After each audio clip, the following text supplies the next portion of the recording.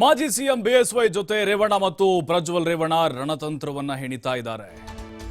ಲೋಕಸಭಾ ಚುನಾವಣೆ ಸಂಬಂಧ ಯಡಿಯೂರಪ್ಪ ಜೊತೆಗೆ ಚರ್ಚೆ ನಡೆಸಿದ್ದಾರೆ. ಕುಡಿಗೆ ಎಲ್ಲ ಬೆಂಬಲ ಕೇಳ್ತಾ ಇದ್ದಾರೆ. ಪ್ರಜ್ವಲ್ ರೇವಣ್ಣ ಎರಡನೇ ಬಾರಿ ಅಖಾಡಕ್ಕೆ ಇಳಿದಿದ್ದಾರೆ. ಈಗ ಗೆಲ್ಲಲೇಬೇಕು ಅಂತ ಪಣ ತೊಟ್ಟಿದ್ದಾರೆ. ಯಡಿಯೂರಪ್ಪನವರ ಜೊತೆಗೆ ಚರ್ಚೆ ಮಾಡಿದ್ದಾರೆ. ಬಿಎಸ್ವೈ ಭೇಟಿ ಬಳಿಕ ಹುಮ್ಮಸ್ಸಿನಲ್ಲಿದ್ದಾರೆ ಪ್ರಜ್ವಲ್ ರೇವಣ್ಣ. ಯಡಿಯೂರಪ್ಪ ಸಾಹೇಬರು ಮತ್ತು ವಿಜೇಂದ್ರನನ್ನ ಭೇಟಿ ಮಾಡಿದ್ದೇನೆ. ಮೈತ್ರಿ ಪಕ್ಷದ ಅಭ್ಯರ್ಥಿಯಾಗಿರುವುದರಿಂದಾಗಿ ಹಾಸನಕ್ಕೆ ಆಹ್ವಾನ ಕೊಟ್ಟಿದ್ದೇನೆ, ಅವರಿಗೆ ಪ್ರಚಾರಕ್ಕೆ ಬರಬೇಕು ಅಂತ. ತಮ್ಮ ಮಗನ ಚುನಾವಣೆಯಂತೆ ಮುಂದೆ ನಿಂತು ಭಾಗಿಯಾಗುವುದಾಗಿ ಯಡಿಯೂರಪ್ಪನವರು ಹೇಳಿದ್ದಾರೆ.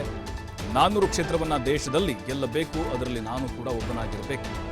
ಮಾಜಿ ಸಿಎಂ ಯಡಿಯೂರಪ್ಪನವ್ರನ್ನ ಹಾಗೆ ಬಿಜೆಪಿ ರಾಜ್ಯಾಧ್ಯಕ್ಷ ವಿಜೇಂದ್ರರನ್ನ ಸಂಸದ ಪ್ರಜ್ವಲ್ ರೇವಣ್ಣ ಹಾಗೆ ಎಚ್ ಡಿ ರೇವಣ್ಣ ಭೇಟಿಯಾಗಿ ಚರ್ಚೆಯನ್ನ ಮಾಡಿದ್ದಾರೆ, ಆಹ್ವಾನ ಕೊಟ್ಟಿದ್ದಾರೆ ಅಖಾಡಕ್ಕೆ.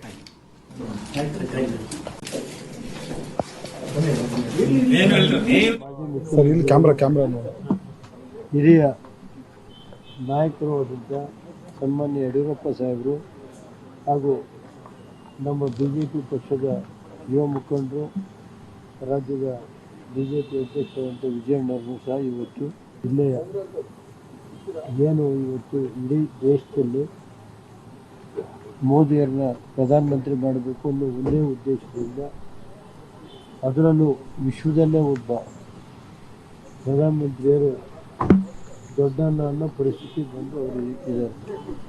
ಈ ಸನ್ನಿವೇಶದಲ್ಲಿ ದೇವೇಗೌಡರು ಮತ್ತು ಯಡಿಯೂರಪ್ಪ ಸಾಹೇಬರಿದ್ದರು. ಅವ್ರದ್ದೇ ಆದಂಥ ರಾಜ್ಯದಲ್ಲಿ ಒಂದು ಶಕ್ತಿ ಇದೆ.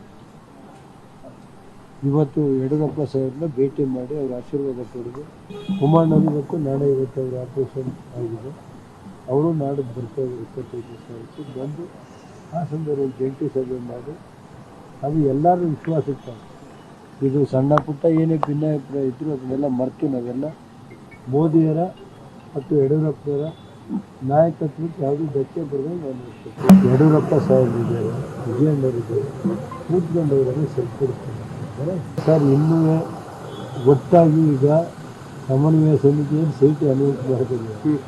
ಸಮನ್ವಯ ಸಮಿತಿ ಕರೆಯುತ್ತೆ. ಇವತ್ತು ಯಡಿಯೂರಪ್ಪ ಸಾಹೇಬರು ವಿಜಯನಗರ ಭೇಟಿ ಮಾಡಿ ಕೂತು ಮಾತಾಡಿ ಒಟ್ಟು ಜಾಯಿಂಟಾಗಿ ಎಲ್ಲ ಸೇರಿ ಮಾಡೋಣ ಅಂತ. ಇವತ್ತು ನೀರಾವರಿ ಯೋಜನೆಗಳು ಇವತ್ತು ರಾಜ್ಯದಲ್ಲಿ ಏನಾರು ಆಗಿದ್ದರೆ ಅದು ಸನ್ಮಾನ್ಯ ದೇವೇಗೌಡರು ಮತ್ತು ಯಡಿಯೂರಪ್ಪ ಸಾಹೇಬರು. ಅದು ಹೆಚ್ಚು ಮುತುವರ್ಜಿ ಕೊಟ್ಟಂಥ ಏನಾದ್ರು ನಾಯಕರಿದ್ದರೆ ದೇವೇಗೌಡರು 83ರಿಂದ ಅವರು ನೀರಾವರಿ ಮಂತ್ರಿಗಳಾಗಿ ಮತ್ತು ಮುಖ್ಯಮಂತ್ರಿಯಾಗಿ ಪ್ರಧಾನಮಂತ್ರಿಯಾಗಿ ಈ ರಾಜ್ಯಕ್ಕೆ ಅವ್ರದ್ದೇ ಒಂದು ಕೊಡುಗೆ ಇದೆ. ಅದ್ರ ಜೊತೆಗೆ ಯಡಿಯೂರಪ್ಪ ಸಾಹೇಬ್ರದ್ದು ಕೊಡುಗೆ ಇದೆ, ಕುಮಾರಸ್ವಾಮಿಯವ್ರದ್ದು ಕೊಡುಗೆ ಇದೆ ಈ ಸಂದರ್ಭದಲ್ಲಿ. ಇವತ್ತು ಕೆಲವರು ಹೇಳ್ತಾರೆ ಮೇಕೆದಾಟು ಏನು ಅನ್ನೋದು ನನಗೆ ಗೊತ್ತಿದೆ. ನಾನು ಇಂಧನ ಮಂತ್ರಿಯಾಗಿ ಕೆಲಸ ಮಾಡಿದ್ದೆ. ಅಲ್ಲಿ 500 ಮೆಗಾವಾಟ್ ವಿದ್ಯುತ್ತನ್ನು ಇದು ಮಾಡೋದಕ್ಕೆ ಹಾಕೋದಕ್ಕೆ ನಾನು ಕೇಸರಿಟಿ ಅಂತ ಹೇಳ್ಕೊಂಡು ಈಗ ಸರ್ ಇಲ್ಲಿಂದ ಬಳ್ಳಾರಿ ಪಾದಯಾತ್ರೆ ಆಯಿತು, ಇಲ್ಲಿಂದ ಮೇಕೆದಾಟಿಂದ ಬೆಂಗಳೂರು ಪಾದಯಾತ್ರೆ. ನಾವೇನು ಬೇಡ ಅಂತ ಇಟ್ಕೊಂಡಿದ್ವಿ ಸರ್. 60 ವರ್ಷ ಅವರೇ ಕಾಂಗ್ರೆಸ್ಸೇ 60 ವರ್ಷ ಅಧಿಕಾರದಲ್ಲಿತ್ತು. ಇದನ್ನು ಕಾಂಗ್ರೆಸ್ನವರೇ ಹೇಳ್ಬೇಕು. ಕಾಂಗ್ರೆಸ್ನವರು ಯಾವಾಗ ಅನುಕೂಲ ಆಗುತ್ತೆ ಅವತ್ತು ಬಂದು ಇದು ಮಾಡ್ತಾರೆ. ಉದಾಹರಣೆಗೆ ಹೇಳ್ತಾರೆ, ಇವತ್ತು ಯಾರೋ ಹೇಳಿದ್ರು ಮುಖಂಡರು, ದೇವೇಗೌಡರನ್ನ ಪ್ರಧಾನಮಂತ್ರಿ ಮಾಡಿರೋರು ನಾವೇ, ದೇವೇಗೌಡರು ತೆಗೆದಿರೋರು ನಾವೇ. ಪ್ರಧಾನಮಂತ್ರಿಯಿಂದ 10 ತಿಂಗಳಿಗೆ ಯಾವುದೇ ಆಪಾದನೆ ಇದ್ದರೆ ದೇವೇಗೌಡರು ತೆಗೆದಿರೋದು ಯಾರು, ಚಂದ್ರಶೇಖರ್ ತೆಗೆದಿರೋದು ಯಾರು, ಚಾಂಡ್ ಸಿಂಗ್ ತೆಗೆದಿರೋದು ಯಾರು, ಎಲ್ಲ ಕಾಂಗ್ರೆಸ್ ತಾನೆ. ಇವತ್ತು ಇಡೀ ರಾಷ್ಟ್ರದಲ್ಲಿ ಕಾಂಗ್ರೆಸ್ಗೆ ಒಂದು ಜನತೆ ವಿಶ್ವಾಸ ಇದೆ. ರೈತರು ಇವತ್ತು ರಾಜ್ಯದಲ್ಲಿ ಕೆಲಸ ಒಂದು KIB ಸರ್ ಒಂದು TC ತಗೋಬೇಕಾದ್ರೆ ನಮ್ಮಲ್ಲಿ ಒದ್ದಾಡ್ತಾರೆ 2 ಲಕ್ಷ 3 ಲಕ್ಷ. ನಮ್ಮ ಕಾಲದಲ್ಲಿ 5,000 ರೂಪಾಯಿ ಒಂದು TC ಕೊಡ್ತಾ ಇತ್ತು. ಕುಮಾರಸ್ವಾಮಿ ಆಪರೇಷನ್ ಎಲ್ಲ ಚೆನ್ನಾಗಾಗಿದೆ. 10 ಆಪರೇಷನ್. ಅವ್ರಿಗೆ ಭಗವಂತನ ದಯೆ, ದೇವರ ದಯೆ, ಈಶ್ವರನ ದಯೆ, ದೇವೇಗೌಡರ ದಯೆ, ರಾಜ್ಯದ ಜನತೆ ದಯೆ, ನಮ್ಮ ರೈತಾಜ್ಯದಲ್ಲಿ ಎಲ್ಲ ನಮ್ಮ ಎಲ್ಲ ಮಾಧ್ಯಮ ಮಿತ್ರರ ದಯೆಯಿಂದ ಆರೋಗ್ಯ. ರಾಜ್ಯದ ಮಾಜಿ ಮಿತ್ರ ಇವತ್ತು ನಮ್ಮ ಯಡಿಯೂರಪ್ಪರನ್ನು ಮತ್ತು ಹಾಗೂ ವಿಜೇಂದ್ರಣ್ಣನ ಇಬ್ಬರನ್ನು ಕೂಡ ಭೇಟಿ ಮಾಡಿ ನಾವು ಹಾಸನ ಜಿಲ್ಲೆಯಲ್ಲಿ ಏನು ಒಂದು ಮೈತ್ರಿ ಪಕ್ಷದ ಕೂಟದ ಒಂದು ಅಭ್ಯರ್ಥಿಯಾಗಿ ಒಂದು ದೇವೇಗೌಡರು ಸಾಹೇಬರು ಸೂಚನೆ ಮಾಡಿದ್ದಾರೆ.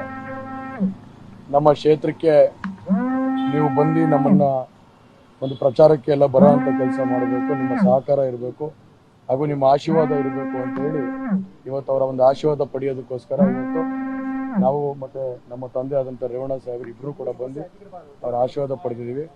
ಅವರು ಸಂಪೂರ್ಣ ಭರವಸೆನ ನಾನೇ ಖುದ್ದಾಗಿ ಅದು ನನ್ನ ಚುನಾವಣೆ ಅಂತೇನೆ ನಾನು ನಡೆಸ್ಕೊಡ್ತೀನಿ ಅಂತ ಹೇಳಿ ಇವತ್ತು ವಿಜೇಂದ್ರಣ್ಣವರು ಮತ್ತು ಹಾಗೂ ಯಡಿಯೂರಪ್ಪ ಸಾಹೇಬರು ಹೇಳಿದ್ದಾರೆ. ಹಾಗಾಗಿ ಅವರ ಒಂದು ಆಶೀರ್ವಾದದ ಮೇಲೆ ಮತ್ತು ವಿಜೇಂದ್ರಣ್ಣವರ ಆಶೀರ್ವಾದದ ಮೇಲೆ ಹಾಗೂ ದೇವೇಗೌಡರ ಸಾಹೇಬರ ಆಶೀರ್ವಾದದ ಮೇಲೆ ಕುಮಾರಣ್ಣವರ ಆಶೀರ್ವಾದದ ಮೇಲೆ ಇವತ್ತು ನಾವು ಚುನಾವಣೆಗೆ ಏನು ಹೋಗ್ತಾ ಇದ್ದೀವಿ, ಎಲ್ಲರೂ ಒಗ್ಗಟ್ಟಾಗಿ ಹೋಗಿ ಇವತ್ತು ನಮ್ಮ ಮುಖ್ಯವಾದ ಗುರಿ ನಮ್ಮ ಮೋದಿಯವ್ರನ್ನ ನಾವು ಮತ್ತೊಮ್ಮೆ ಪ್ರಧಾನಮಂತ್ರಿಯಾಗಿ ನೋಡಬೇಕು ಹಾಗೂ ಇಡೀ ದೇಶದಲ್ಲಿ ಒಂದು 400ಕ್ಕೂ ಹೆಚ್ಚಿನ ಸೀಟಲ್ಲಿ ನಾವು ಗೆಲ್ಸ್ಕೊಡೋ ಅಂಥ ಕೆಲಸನ ಮಾಡಬೇಕು. ಅದರಲ್ಲಿ ನಾನು ಒಬ್ಬನಾಗಿ ಅವರ ಜೊತೆ ಒಂದು ಸೇವೆ ಸಲ್ಲಿಸೋ ಅಂಥ ಕೆಲಸ ಮಾಡಬೇಕು ಅಂತೇಳಿ ಇವತ್ತು ಅವ್ರನ್ನ ಒಂದು ಆಶೀರ್ವಾದ ಪಡೆಯೋದಕ್ಕೆ ಬಂದಿದ್ವಿ. ಅವರು ಸಂತೋಷವಾಗಿ ಮಾತಾಡಿ ನಾನೇ ಖುದ್ದಾಗಿ ಇಬ್ಬರೂ ಕೂಡ 2 ಬಾರಿ ಬರ್ತೀವಿ ಅಂತ ಹೇಳಿ ಅವರು ಮಾತಾಡಿ ಅವರು ನಾನೇ ಸ್ವಂತ ನನ್ನ ಮಗನ ಚುನಾವಣೆ ಥರ ನಡೆಸ್ಕೊಡ್ತೀನಿ ಅಂತೇಳಿ ಮಾತು ಕೊಡೋಂತ ಅದೆಲ್ಲ ಅವ್ರು ಏನಂದ್ರೆ ಪಾರ್ಟಿ ಆದೇಶಗಳಿಗೆ ಕಾಯ್ತಾ ಇದ್ದಾರೆ. ಖಂಡಿತವಾಗ್ಲೂ ಇವಾಗಲೇ ಹೇಳಿದ್ದಾರೆ ಯಡಿಯೂರಪ್ಪ ಸಾಹೇಬರು, ಈ ಶೀಘ್ರದಲ್ಲೇ ಪಟ್ಟಿನ ಬಿಡುಗಡೆ ಮಾಡ್ತೀವಿ, ನಾವೇ ಖುದ್ದಾಗಿ ಬಂದು ಜಂಟಿ ಸಭೆನ ಮಾಡ್ಕೊಡ್ತೀವಿ ಅಂತ. ಒಂದು ಜಂಟಿ ಸಭೆ ಮಾಡಿದ್ಮೇಲೆ ಅವೆಲ್ಲ ತಿಳಿಯಾಗ ಸರ್ ಎಲ್ಲರನ್ನೂ ಭೇಟಿ ಮಾಡ್ತಾ ಇದೀವಿ, ಎಲ್ಲ ನಾಯಕರುಗಳ್ನೂ ವಿಶ್ವಾಸಕ್ಕೆ ತಗೊಳ್ಳೋಂಥ ಕೆಲಸನ ಮಾಡ್ತಾ ಇದೀವಿ. ಎಲ್ಲರೂ ನಮ್ಮ ಮೇಲೆ ವಿಶ್ವಾಸ ಇಟ್ಟು ಇಲ್ಲ ಖಂಡಿತವಾಗ್ಲೂ ಈ ಸರಿ ನಾವೆಲ್ಲ ನಿಮ್ಗೆ ಆಶೀರ್ವಾದ ಮಾಡ್ತೀವಿ ಅನ್ನೋ ಒಂದು ಭರವಸೆ ಕೊಡ್ತಿದ್ದಾರೆ. ಹಾಗಾಗಿ ಎಲ್ಲರೂ ವಿಶ್ವಾಸ ಮಾಡಿಲ್ಲ. ಅವರು ಕೂಡ ಒಂದು ಸ್ವಲ್ಪ ಅಸಮಾಧಾನವಾಗಿದ್ರು, ಅದನ್ನ ಸರಿಪಡಿಸೋ ಕೆಲಸನ ಮಾಡಿದ್ದೀವಿ. ಈಗಾಗಲೇ ಅವರೆಲ್ಲ ಹೊಂದಾಣಿಕೆಯಲ್ಲಿ ಮಾಡಬೇಕು ಅನ್ನೋ ಒಂದು ದೃಷ್ಟಿಯಲ್ಲಿ ಮಾಡ್ತಿದ್ದಾರೆ. ಅದಕ್ಕೆ